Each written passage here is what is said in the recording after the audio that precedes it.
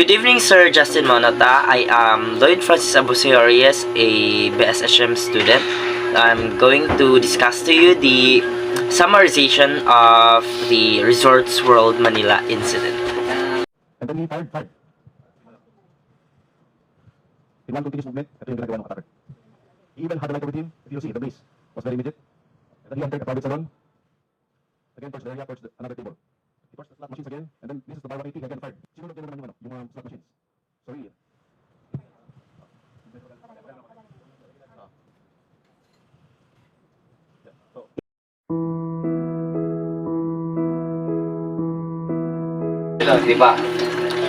Attack at midnight of June 2, 2017. 37 people died as a result of smoke inhalation. According to the Philippine National Police and company officials, the suspect lit a torch on one of the gambling tables, causing a choking amount of smoke that killed 37 people and injured at least 21 others.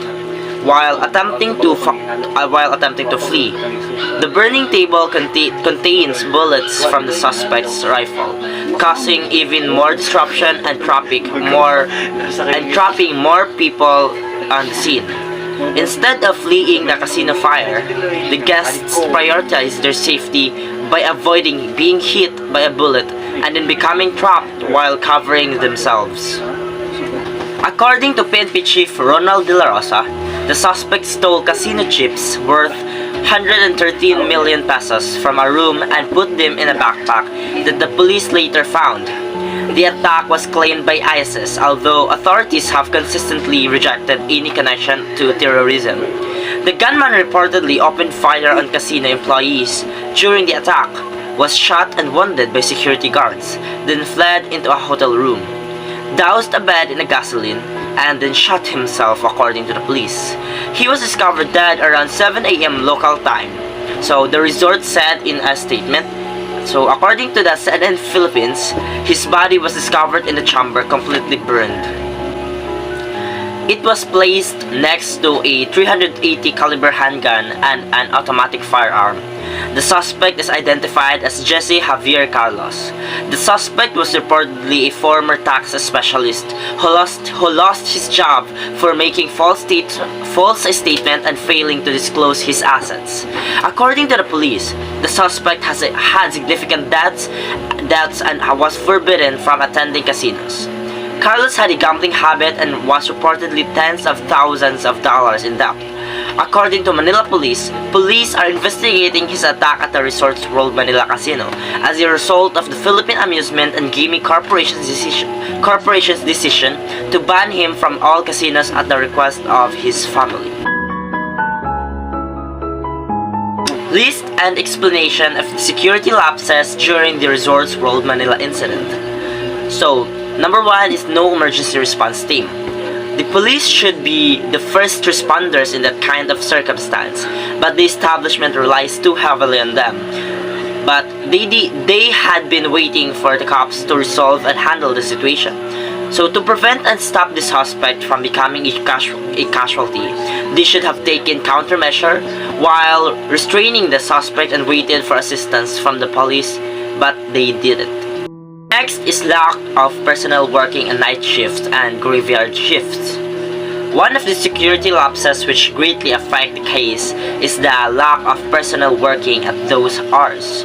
Only one guard were posted on the entrance, by which is unarmed, and the response of the other security guards were slow.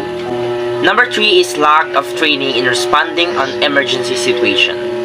The case has shown the lack of emergency response ability of the security guards of the establishment.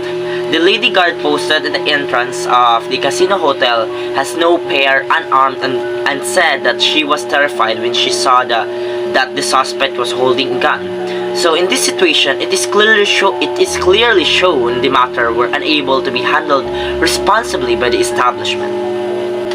Number 4, unable to execute emergency plans like fire plan, disasters, and etc. So, the establishment was unable to assist and carry out the emergency plan, which is crucial in any case.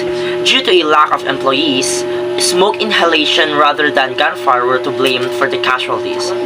Fire exits and fire alarms must to be easily accessible to visitors. Due to the absence of execution of these measures, they found it difficult to evacuate the residents of the building. Prevention is better than cure. Every establishment, especially those open over, needs to have its own emergency response teams that can respond immediately without calling the police. By taking this measure, you might be able to lessen and even avoid casualties from these occurrences. In this instance, the establishment needs to be held accountable and responsible for every person they employ. The establishment's poor regulatory security practices are the fundamental problem in this situation. In this kind of what-if scenarios, they should always have backup plans. So the Resorts World Manila Casino Hotel incident will serve as a lesson that it is preferable to be careful than regret in the long term. And that's all, and thank you for listening.